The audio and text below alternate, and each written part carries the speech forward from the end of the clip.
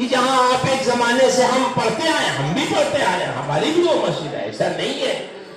تو جب اس سے یہاں آئیں گے تو تھوڑا سا لگے گا کہ یار ہمیشہ یہاں پڑھتے تھے، اب یہاں پڑھ رہے، لیکن یہ بھی ہمارا کوئی آپ کا ذاتی مقصد نہیں ہے کہ اللہ کے لیے کر رہے ہیں تو اللہ اس پہ بھی اجر عطا فرمائے۔ یہ دین کے لیے ہے، دین کی سربلندی کی، تاکہ آپ خشوع خضوع سے نماز پڑھ سکیں۔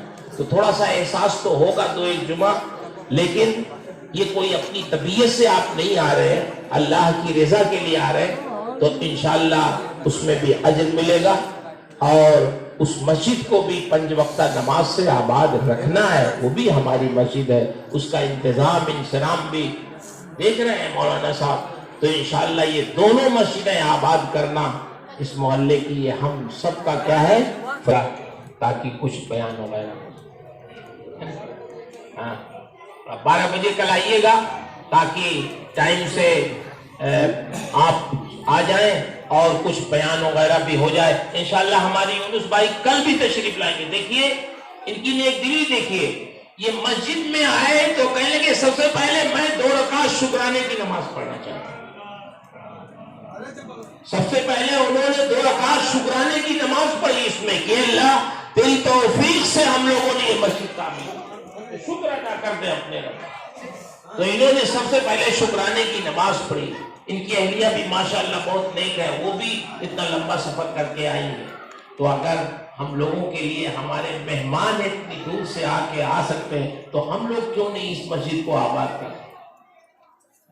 اللہ تبارک و تعالیٰ آپ تمام حضرات کو توفیقات سے نوازے، محبت سے رہیے، آپس میں کوئی اختلاف نہ کریے، اور ایک دوسرے کو برداشت بھی کیجئے، اس صبر سے بھی کام لیجئے، جینے کا یہی راستہ ہے۔ اور آپ اگر یہ سوچیں کہ بھائی یہ چیز ہم آپ کو بتا دیں، امام غزالی تھے، امام غزالی ان کے بھائی تھے چھوٹے احمد غزالی، تو احمد غزالی جو چھوٹے بھائی تھے وہ تصوف کی طرف مائل تھے، صوفی تھے، بزرگ تھے۔ امام غزالی عالم شریعت تھے اور کتابیں لکھتے تھے، عالم دونوں تھے، لیکن ایک کا تعلق تصوف کی طرف تھا، صاحب کشف تھے۔ تو انہوں نے اپنے بڑے بھائی امام غزالی کے پیچھے نماز پڑھنا چھوڑ دیا۔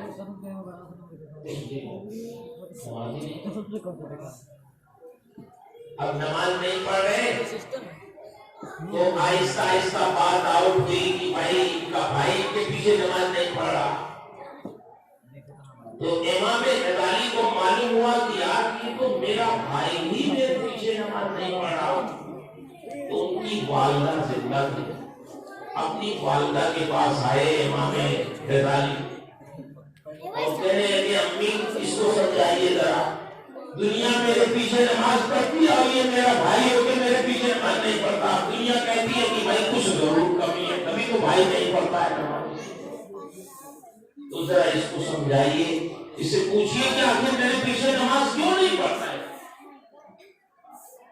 تو ان کی والدہ نے پوچھا بیٹا احمد یہ تمہارا بھائی ہے، بہت نیک ہے، میں بچپن سے اس کو جانتی ہوں، کسی غلط کام میں نہیں رہتا ہے، تمہاری نماز اس کے پیچھے نہیں ہوتی، کیوں نہیں تم اس کے پیچھے نماز پڑھتے ہو، کیا مسئلہ ہے؟ تو احمد غزالی نے کہا امی ان سے پوچھئے کہ اگر کپڑے میں خون لگ جائے تو نماز ہوگی؟ امی نے کہا کیا بات ہے، کیا کپڑے میں اس کے خون لگا رہتا ہے جب نماز پڑھاتا ہے، تمہاری نماز نہیں ہوتی ہے؟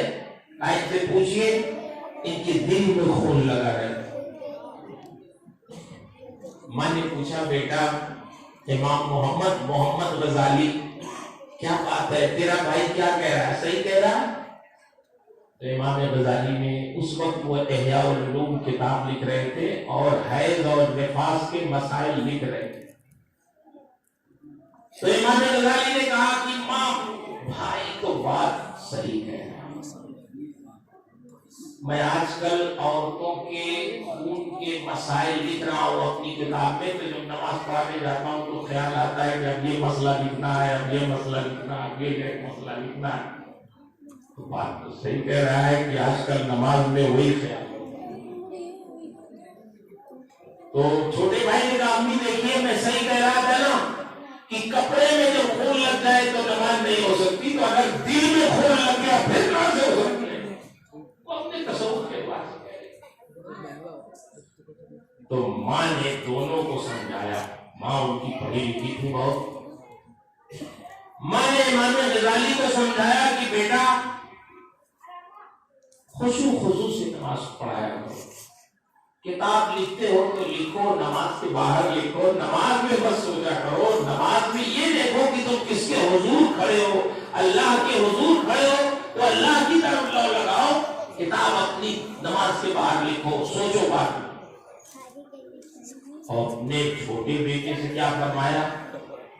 اب یہ بات جو میں آپ کو بتانا چاہتا ہوں، ماں نے ان کے چھوٹے بھائی سے کہا کہ بیٹا احمد، اللہ نے اپنے دل میں جھانکنے کا حکم دیا ہے، دوسرے کے دل میں جھانکنے کا حکم نہیں دیا۔ اپنے دل میں جھانکو، اپنی کمی دیکھو، دوسرے کے اندر جھانکو گے تو اپنی اصلاح نہیں ہوگی۔ کہاں شریعت نے تمہیں حکم دیا کسی کے دل میں جھانکو، اس کے دل میں کیا ہے، یہ تمہاری ذمہ داری نہیں ہے۔ تو ماں نے دونوں کو سمجھایا، بیٹے کو بھی، بڑے کو بھی، چھوٹے کو بھی۔ تو میں عرض کر رہا ہوں کہ ہم اس وقت تک اپنی اصلاح نہیں کر سکتے جب تک ہم اپنے اندر نہ جھانکیں، خالی دوسروں کے اندر جھانکتے رہیں گے، ان میں کیا کمی ہے، ان میں کیا کمی ہے، ان میں تو کمی تو کس میں نہیں ہے، ہم میں نہیں ہے، آپ میں نہیں، کس میں نہیں، تلاشیں گے تو سب میں کچھ نہ کچھ۔ اس زمانے میں کوئی نبی رسول تو ہے نا، معصوم تو کوئی نہیں۔ تو اس لیے میرے بھائیوں، ہمیں اپنی اپنی اصلاح کی ضرورت ہے۔ چوک ہو سکتی ہے، کمی ہو سکتی ہے،